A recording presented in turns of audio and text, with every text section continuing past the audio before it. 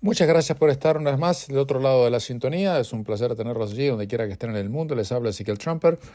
En este programa que pueden escuchar a través de nuestro canal de YouTube, que tiene el nombre de quien les habla, y también a través de muchas radios adheridas en Sydney, en Melbourne, en Auckland, en Bay of Plenty, en Nueva Zelanda y muchos otros lugares también que levantan este programa y lo ponen al aire para todos ustedes. Es un gran gusto tenerlos donde quiera que ustedes se encuentren.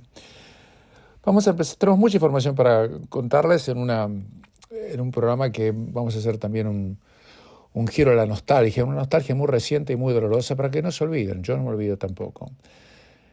Pero antes que nada vamos a empezar con el problema más crucial que enfrentan la gran mayoría de la gente que nos escucha en Australia y Nueva Zelanda, que es el precio de los alquileres y las viviendas.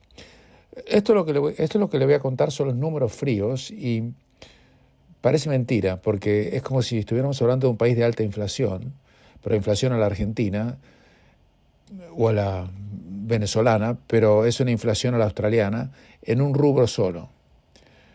Para poner esto en perspectiva, el precio de los departamentos en Sydney han aumentado en sus alquileres el año pasado $145 por semana. Eso significa, piénsenlo, que estamos hablando de $500, $600, eso es promedio, ¿no?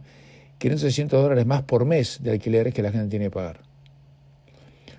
Un departamento de alquiler medio llegó en este momento al récord de $670 promedio por semana. Por semana.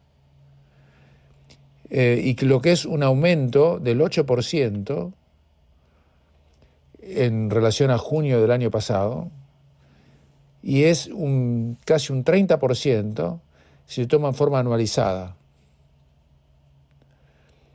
Esto, según me indican todos los expertos que vienen tomando estas mediciones del año 2004, es el alza más importante que ha existido en la historia y ha seguido subiendo los alquileres por 8 trimestres consecutivos. También lo mismo para las casas, que han aumentado un 6% en un solo trimestre, y hoy en día piden más de $700 por semana para alquilar una casa, lo que significa un aumento del 13% en relación al año anterior. Pero olvidémonos de los promedios y vayamos lisa y llanamente a los suburbios más caros. En East Lakes, una zona del sur de Sydney, en un solo año, los alquileres aumentaron un 37.5%. En Haymarket, una zona de muchos apartamentos cerca del centro de la ciudad, hoy en día el alquiler promedio es de $950 por semana y en relación al año pasado aumentaron un 35.7%. En East Gardens, donde hay un shopping mall muy grande, no es una zona para nada sofisticada, además, la conozco muy bien. Ahora el alquiler promedio es de $900 y aumentó un 34.3% en un solo año. En Zetland, donde yo solía vivir, el alquiler promedio está en $870 por semana y en un año aumentó el 33.8%. En Chippendale aumentó el 30% en un año. En St. Leonard's, un 33.3% en un año. O sea, esto es invivible. Yo no sé cómo hace la gente, porque ninguna de las personas que tienen que pagar estos alquileres tuvieron un aumento salarial ni remotamente cerca de todo esto. Ni hablar si usted es pensionado, olvídese, está prácticamente con un pie en el cementerio o en el crematorio si tiene que pagar esto. Porque no lo puede pagar. Y al mismo tiempo que esto ocurre, el gobierno en New South Wales acaba de pasar una ley por la cual va a ser más costoso por temas ambientales pedir permiso para nueva construcción. O sea que eso en realidad aumenta el precio de la vivienda. Eso parece mentira que haya ocurrido, pero ocurrió. Pasaron una ley la semana pasada donde hay un nuevo impuesto para nuevos desarrollos, para nuevos emprendimientos, para apartamentos $8,000, para casas $12,000, para zonas comerciales $30,000. Todo esto por $30 por metro cuadrado para zonas comerciales. Señoras, esto es, o sea, no solamente la gente no puede alquilar, ni hablar de comprar, porque los precios siguen subiendo, a pesar de que suban las tasas de interés, y ahora quiero hablar de eso en un momento, sino que estamos en una situación donde la vivienda es quizás el bien más preciado, más necesario y menos posible de conseguir. Esto va a terminar mal. Un día va a haber una revolución, entre comillas, pues la gente necesita un lugar para vivir. Y el gobierno no está haciendo no solamente nada para apañar los costos, sino que está echando leña al fuego, dejando que entren más inmigrantes, que vuelven entre más estudiantes internacionales, y toda la gente esa tiene que vivir en algún lado y no puede vivir en la playa o en los parques, y tiene que alquilar una vivienda, y siguen subiendo los precios, y es una espiral ascendente que no para. En un momento dado la gente va a decir basta. Tengo entendido que el 10% de las propiedades en Sydney están hoy desocupadas. Hay gente que viene al extranjero, compra para especular, pero no las alquila para saber por qué. Teóricamente tendrían que poner un impuesto sobre eso o una penalidad, pero vaya usted. ¿Sabe lo que hace la gente? Va, contrata a alguien para que deje correr el agua corriente, prenda la luz, para que pase, porque es la única manera de medir si una casa está ocupada o no. No pueden estar midiendo si alguien entra o sale, ¿me entiende? Entonces la situación es dramática y no hay absolutamente ninguna chance de que cambie ni en el corto ni en el mediano plazo, porque ninguno de los dos partidos políticos tiene la menor política al respecto. Vuelvo a reiterar algunos de estas cifras. Estamos viendo aumentos del 35 al 30%, a veces casi el 40% en precios de alquileres en un solo año por unidades habitacionales de 1 o 2 dormitorios, que es lo que la gente necesita generalmente para poder sobrevivir, ni hablar de vivir bien. Esa es la realidad. Mientras tanto, si quieren, los distraigo hablando de The Voice, de esto y de lo otro, pero esa es la realidad más acuciante que hoy están padeciendo, porque no comprar, olvídense, y las nuevas generaciones a un día se van a levantar y van a empezar a tomar casas y decir, no puede ser. Pero usted fíjese que el tema es también impositivo, porque no solamente siguen con el negative gearing, que hablamos innumerables veces, que incentiva la especulación inmobiliaria, sino que siguen con el tema del stamp duty, y de las pensiones, por las cuales no alientan a la gente que tiene casas y que se quedó con la casa media vacía, o si no vacía casi del todo, porque los hijos y nietos se han ido por su cuenta, a que venda la casa, porque si vende la casa y compra una casa más chica, después le saca la pensión porque tiene plata o dinero o activos fuera de la casa propia. Entonces, cuando está fuera de la casa propia, entra dentro del test para ver si usted puede o no recibir la pensión, porque lo toma el asset test. Es un sistema absolutamente perverso, muy fácil de arreglar, pero a la gente que tiene que arreglarlo no le conviene arreglarlo, y ustedes están padeciendo las consecuencias. Hacemos una pequeña pausa y continuamos. El conflicto en Ucrania está entrando en una fase muy, pero muy peligrosa. Las fuerzas rusas están minando la central nuclear de Zaporizhia y las instalaciones en el territorio de la planta. Escuchen lo que les acabo de decir. Están poniendo minas alrededor de una central atómica. Este es un mensaje, dice que, citado por muchas agencias noticiosas, que dice que las minas y explosivos están siendo entregados a la instalación en este mismo momento, y en las salas técnicas y las salas de turbinas se han colocado barreras explosivas de minas, que consisten en minas antipersona de tipo direccional por control remoto y no dirigidas. El mensaje incluye un mapa de la central nuclear en el que se muestran los posibles emplazamientos de las minas, y las autoridades de la ciudad ucraniana de Zaporizhia, que está muy cerca de la planta nuclear más grande de Europa, que está bajo control ruso, dijeron el pasado jueves que se están preparando para lo peor a medida que aumentan los temores de un sabotaje. Por supuesto, tanto Ucrania como Rusia se acusan mutuamente de planear un incidente en la planta, que recordemos cayó en manos de las fuerzas rusas al comienzo de la invasión que lanzaron en febrero del año pasado. Por otro lado, hay gran consternación porque Estados Unidos decidió darles bombas que se llaman en castellano cluster bombs, que son bombas que más de 120 países en el mundo han prohibido, porque son bombas que en realidad expansivas, que contienen elementos que hacen que su poder de destrucción sea prácticamente impiadoso, brutal. O sea, no es que cae una bomba y explota lo que está ahí, sino que dispara proyectiles a todos lados.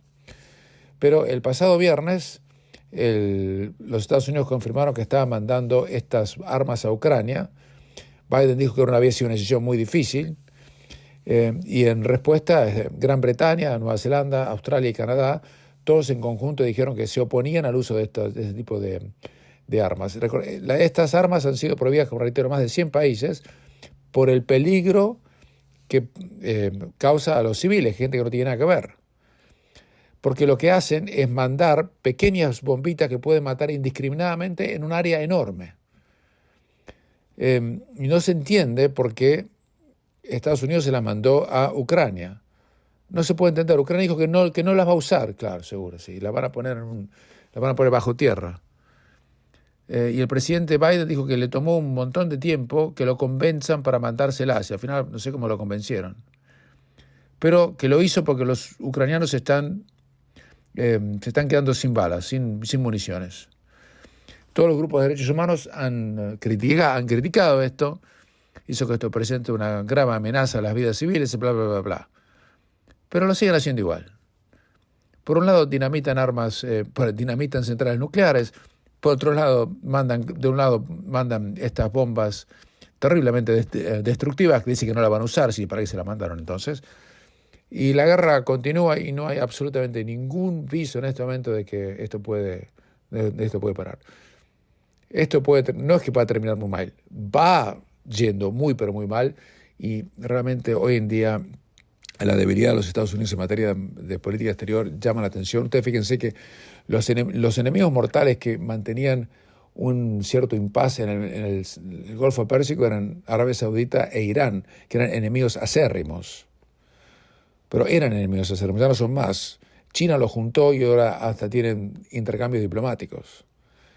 Y hace unos días le hicieron una entrevista al dueño, entre comillas, de Arabia Saudita, que le preguntaron por qué se llevaban bien con China y no también con Estados Unidos. ¿Y sabe cuál fue la respuesta que dio? Digo, nosotros tenemos más en común con el régimen chino que con el régimen saudita. Por supuesto, tiene razón, son las dos dictaduras. Y mientras Biden comete estos errores que lo debilitan incluso frente a la opinión pública y sus propios aliados. Porque le aclaro que si los ucranianos usan armas como las cluster bombs contra los rusos, estos no son mancos y van a contestar de una manera despiadada. Hacemos una pequeña pausa y continuamos. Esto que van a escuchar ahora es algo que nunca hice en el programa que conduzco desde hace más de 20 y pico de años. Nunca. Siempre pongo audios o de vez en cuando de acontecimientos y lo que dicen otros. Pero hoy se cumple el segundo aniversario, 2 años nada más pasaron, desde que el régimen australiano en su momento me puso a mí, como a miles de otros, bajo arresto en hoteles penitenciarios. Hace justo 2 años, nada más que 2 años, prácticamente nada. Y como todo pasa muy rápido y parece que a todos se lo lleva el viento, yo quiero recordarles a ustedes cómo era Australia hace 2 años, en mi propia voz, contándole la experiencia que sufrí cuando llegué. Lo voy a poner al aire. Esto fue publicado exactamente hace 2 años al día de la fecha. Saquen ustedes las conclusiones y piensen en todo lo que pasó, cómo pasó y cómo uno no puede olvidarse. Ahí va. Yo tuve la suerte de haber viajado por todo el mundo, felizmente, por curiosidad y por tener los medios para hacerlo, que me gané trabajando. Habré visitado más de 100 y pico de países. Y sí que llegué por avión a un montón. A la gran mayoría. Nunca, yo experimenté lo que observé cuando aterricé en el aeropuerto de Sydney ayer a la mañana. Nunca.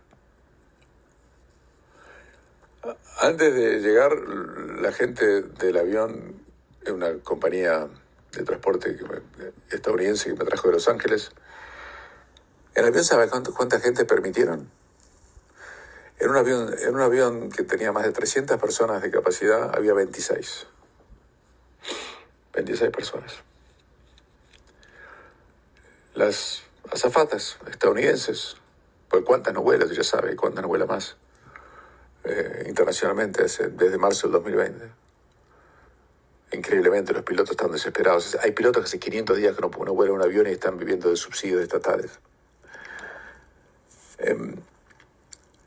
Las azafatas me decían, lo lamento por ustedes, tienen que estar 14 días de cuarentena. Yo por lo menos voy por 2 días, me decían. Y vuelvo, y yo lo hice este viaje varias veces y nos tratan como si fuéramos criminales cuando llegamos. Yo pensé que exageraba, pero no. En la Australia de Morrison, cuando uno llega no se puede bajar del avión, tienen que venir agentes del gobierno a permitirle bajar. Fui el primero en salir del avión, caminé no sé cuántos metros, me viene una enfermera que me toma la temperatura y me dice que voy a estar en cuarentena por 14 días y me van a meter un test de COVID el día 2, el día 7, el día 12. Yo le digo, mira, esto es una locura, porque yo estoy vacunado con la 2 de Pfizer, lo que usted está haciendo es un acto literalmente de un acto salvaje. Le digo, pero está bien. Yo estoy cumpliendo órdenes, me dijo. Le dije, bueno, está bien, yo sé. Yo le estoy diciendo lo que pienso, le digo, como ciudadano australiano. ¿Me tiene que dejar terminar? Sí, termine, todo lo que quiera, le digo, yo no tengo problema. Yo cumplo órdenes. No, usted no cumple órdenes, usted está haciendo estas órdenes, le digo. Usted se ha prestado a hacer esto, nadie le ha obligado a hacerlo. Pero hágalo nomás, yo le escucho. Esa fue la primera. Pasé por inmigración, obviamente no había nada en inmigración, eso sí. Lo único bueno del COVID es que no había problemas de cola en inmigración, era el único, había 2 más detrás mío. Después recogí la valija y después nos tuvieron en una fila como si tuviéramos un campo de detención, después de un vuelo de 14, 15 horas, sin importarle si una persona estaba cansada, estaba enferma, lo que fuese, parados esperando que nos abran la aduana. Nos estaban esperando oficiales de la Australian Defence Force, o Border Patrol, como diablo se llama la Gestapo que han puesto ahí, porque es lo mismo. No nos decían cuánto tiempo nos iban a tener esperando, qué faltaba, no había una silla para sentarse, nada. Yo me senté, agarré el teléfono y me puse a ver el final del partido que Inglaterra le ganó a Dinamarca 2-1. Y decía, Ezequiel, mordete la lengua, no digas nada, porque no tengo con quién hablar. Pasé por la aduana. Me trataron para el diablo como me tratan siempre, eso nunca cambia. ¿Y qué podía traer yo? Nada. Y después tuve que hablar con un oficial de la policía otra vez más, la tercera entrevista que tuve. Después me subieron a un ómnibus y no me dejaron que yo ponga la valija en el ómnibus, que me dijeron que lo iban a hacer ellos por temas de seguridad. El ómnibus éramos 15 tipos, 20 personas, no más que eso. Y con una escolta policial nos llevaron desde el aeropuerto, con escolta policial, con motocicleta de la policía, como si fuéramos criminales, al centro de la ciudad. Pero yo pregunté, ¿pueden decir dónde vamos? No le podemos decir. ¿Por qué no me pueden decir dónde vamos? Dije yo. Al centro de la ciudad, a un hotel, que les aseguro que no les voy a pagar nunca la cuenta, eso sí. Dicen que me van a cobrar $3,000, van a tener que esperar mucho tiempo hasta cobrarlo, se los prometo. Aparentemente el 75% de la gente que hizo la cuarentena no le pagó la cuenta al gobierno, no sé si el gobierno lo está. Que hagan juicio, yo me voy a defender. Porque esto es ilegal. En el ómnibus es ilegal cobrarle a un ciudadano por hacer la cuarentena. Es ilegal. Hay un montón de jurisprudencia internacional en el mundo. Y le puedo asegurar que el gobierno no va a llevar a nadie a la corte por eso. Se lo puedo garantizar. Y si me equivoco, no importa. Pero mire, le cuento más. Llego al hotel. Primero me entrevista un oficial del hotel. Después me entrevista la policía otra vez. Y después, para llevarme a la habitación o a mi celda, un hotel, dice que es de 5, pero para mí no pasa de 3,5 a 4, en el centro de Sydney, hay un oficial del ejército. Señores, me escoltó un oficial del ejército australiano hasta mi habitación, de la cual no me dio llave, y me tiene encerrado y tengo prohibido abrir la puerta. Llamaron a un oficial del ejército, no para mí, para todos, esto no es nada personalizado. Un milico me llevó a la pieza de mi hotel para encerrarme acá adentro. Estos tipos están locos. Además, en el micro, éramos toda gente que venía de Estados Unidos, estábamos todos vacunados con las dos de Pfizer o Moderna, y nos decíamos, estos tipos están locos, todos vacunados, ¿cómo nos van a encerrar? En Estados Unidos, la gente que estaba allí le comentaba lo mismo que yo le comentaba cuando estaba en Estados Unidos, que decía, ¿cómo puede ser que le hagan una cosa así? Una mujer me hizo, si Morrison hace esto en Estados Unidos, le hacen un juicio político porque es inconstitucional, pero en Australia hacen lo que quieren. Nadie me empujó, nadie me torturó, pero me detuvieron. El gobierno me secuestró cuando llegué al aeropuerto de Sydney, a pesar de que soy una persona totalmente sana, que di 2 test negativos de COVID y tengo la doble vacuna. El gobierno me ha secuestrado y me ha prohibido la circulación dentro de mi país y me quiere cobrar por el derecho de tenerme detenido. ¿Pero sabe por qué? Para que Morrison gane las elecciones con el COVID-0. Nada más que para eso. Yo no soy un prisionero político, para nada. Nadie de los que estamos en esta situación somos prisioneros políticos, pero somos prisioneros de las ambiciones electorales de un tipo que ha perdido su juicio o su racionalidad. Porque poner un vacunado 14 días en un hotel es un acto de barbarie, un acto cruel, un acto medieval, que no tiene ninguna justificación científica o sanitaria desde ningún punto de vista, y el mismo primer ministro lo reconoció en una conferencia de prensa que dio hace una semana. Cuando él mismo dijo, este sinvergüenza, porque Morrison hoy se está comportando como un sinvergüenza poniéndome a un vacunado y a todos los demás vacunados 14 días en una prisión, cuando él dijo que el asesoramiento que le habían dado a él, que una persona que venía vacunada podía estar en su casa 7 días y tenía el mismo efecto que una persona no vacunada en 14 días en un hotel. Y yo pregunté, ¿y si es así, por qué nos pones acá adentro? Porque él quiere ganar las elecciones en base al miedo. Que es lo mismo que dijo el periodista Alan Jones, que trabajaba en la 2GB, que ahora tiene un programa en un canal de cable Sky News. Lo mismo que dije yo, lo dijo él. Dijo, la política de los gobernantes hoy es ganar las elecciones con miedo. Y si no hay ninguna justificación. Lo que está haciendo Morrison conmigo y con todos los demás víctimas es un acto de sinvergüenzura que él no quiso someterse a sí mismo porque él se fue a la casa en las mismas condiciones que tengo yo. Pero esto es Australia de hoy.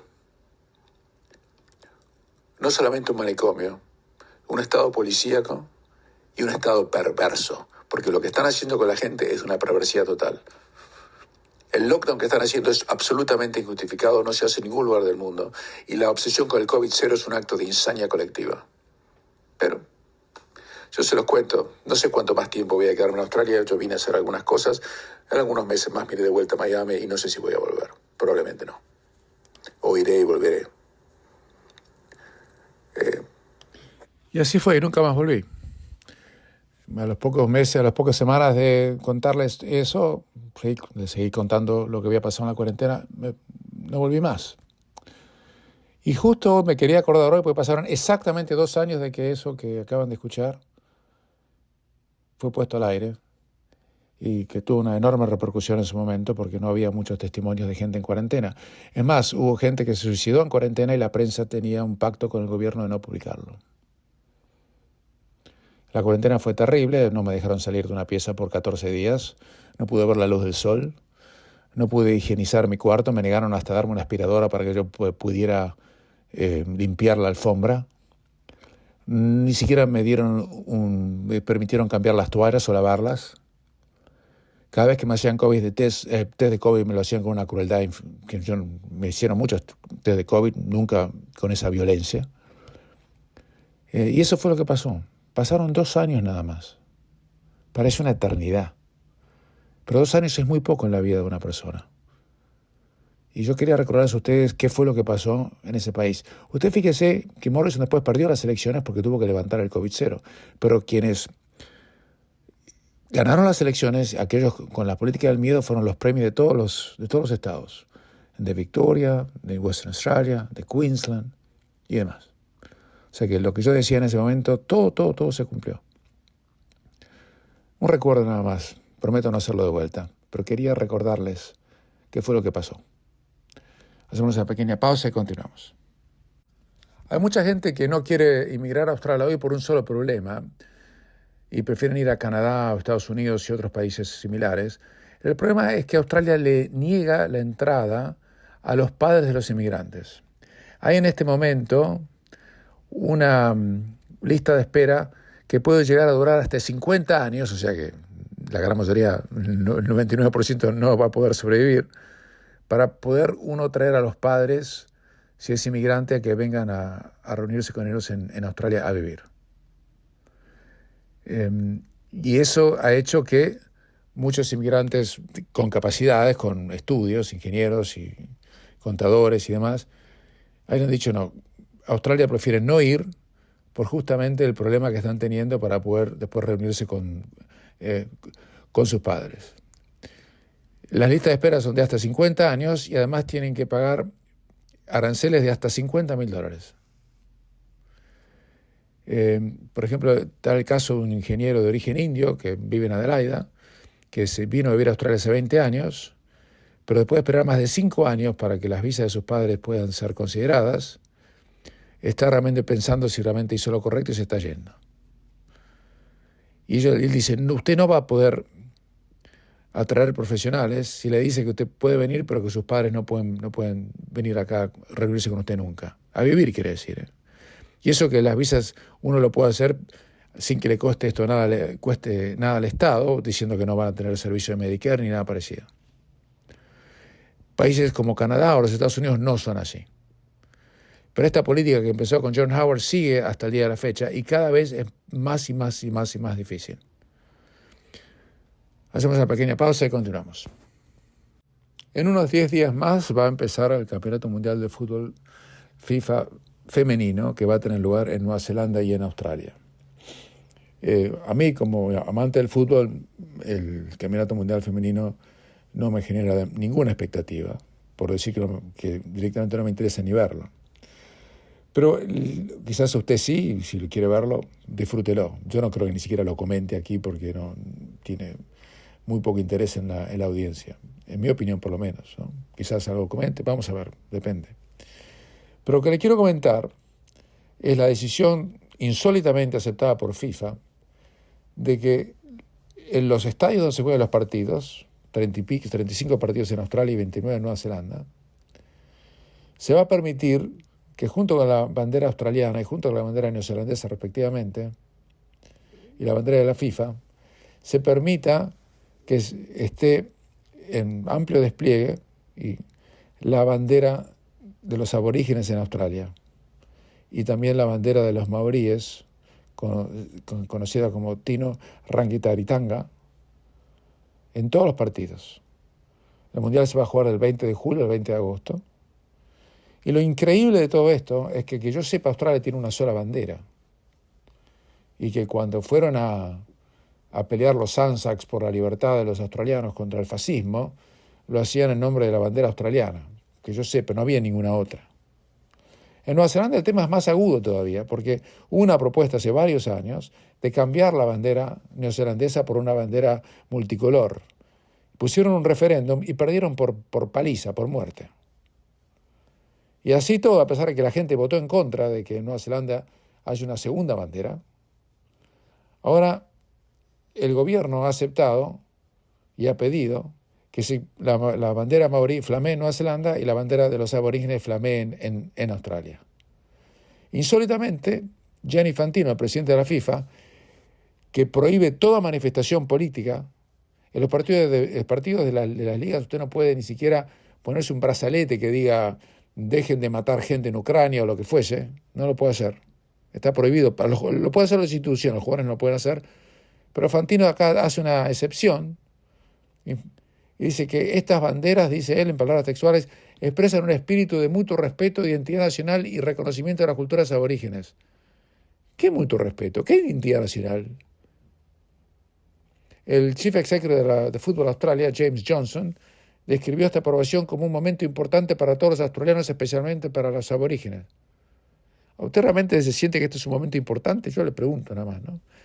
Y dice el señor Johnson que esta decisión se alinea con los valores de nuestra organización de diversidad e inclusión, que son los valores centrales de nuestra sociedad corporativa, nuestra visión para el torneo, bla, bla, bla. También, por supuesto, los ministros laboristas lo mismo. Ahora, yo quiero acá hacer una pequeña reflexión, al margen del fútbol y todo esto.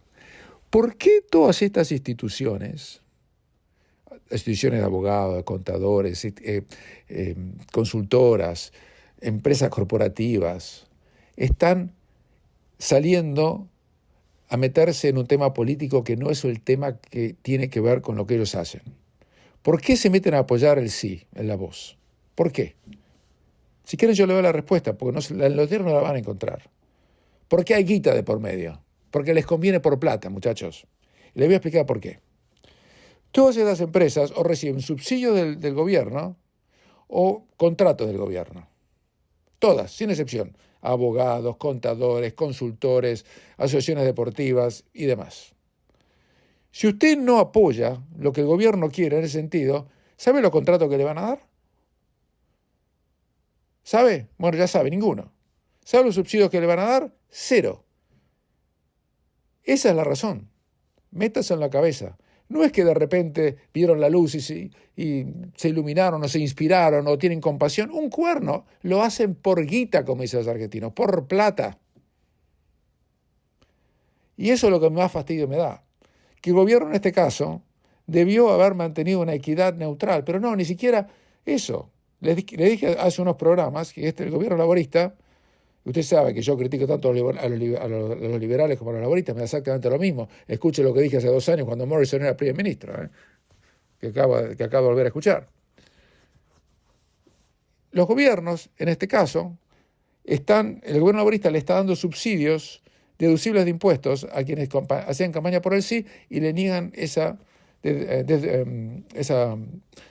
posibilidad de deducir impuestos a los que hacen campaña por el no. Y después nos encontramos con estos bochornos. Mire, a mí no tenía a mí el gusto femenino no es una cuestión sexista, simplemente no me parece atractivo desde el punto de vista futbolístico, nada más que eso. Y un equipo masculino de fútbol de 15 años creo que le gana a la campeona mundial de fútbol femenino y le hace 7, le aclaro, además, en mi opinión. Por eso no me parece atractivo como espectáculo. Yo miro lo que me parece atractivo como espectáculo, no lo que es políticamente correcto. Bueno, pero más allá de todo eso, si ahora ponen encima la bandera aborigen, la bandera maorí, al divino botón, bueno, que se arreglen. Pero eso es lo que está pasando en el mundo que usted está viviendo hoy por hoy. En Gran Bretaña acaban de proponer una ley para la cual se va a considerar que es, escuchen bien, que es un abuso doméstico en un matrimonio, que un marido, una esposa, no quiera darle financiamiento a su pareja para que se cambie de sexo con una operación. En serio se lo digo, es una ley. Y eso fue la instrucción dada al Crown Prosecution Service en Gran Bretaña, justamente para que la gente transexual se sienta protegida. Y dijeron que van a considerar a los efectos de la prosecución, o sea, que es un delito penal, negarle dinero para que haga la transición y se rehúsen a pagar para hacer cirugía de cambio de sexo. No es que el mundo está loco. Yo creo que está más allá de eso. Les habló Ezequiel Trump en un programa muy especial. Espero que no se hayan molestado en escuchar lo que dije hace 2 años, pero pasaron 2 años de un momento muy, muy terrible para mí, muy, muy desagradable. A mí nunca me habían puesto en esas condiciones. Espero nunca más padecer esas condiciones, especialmente siendo absolutamente inocente, porque esto no era una penalidad personal, sino que se lo hacían a todos los pobres infelices que no tenían más remedio que regresar a Australia. Lo que la historia va a contar, si que alguna vez la cuenta, que volví un 8 de julio, me liberaron el 22 de julio y el 21 de agosto estaba de vuelta en los Estados Unidos y que más volví a pisar. Por algo debe ser. Creo que la experiencia no me cayó muy bien. Les mando un gran saludo a todos, un gran abrazo y será hasta la próxima.